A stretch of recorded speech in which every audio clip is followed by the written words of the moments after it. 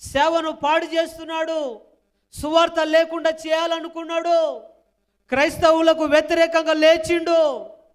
క్రైస్తవానికి వ్యతిరేకంగా లేచిన రాజ్యమే అయినా, ప్రభుత్వమే అయినా, సింహాసనమే అయినా, రాజులైనా, ఉన్నవి అయినా, రాబోయేవైనా ఏది నా యేసయ్యకు వ్యతిరేకంగా లేచినా వారిని నా దేవుడు గడ్డి తినిపిస్తాడు.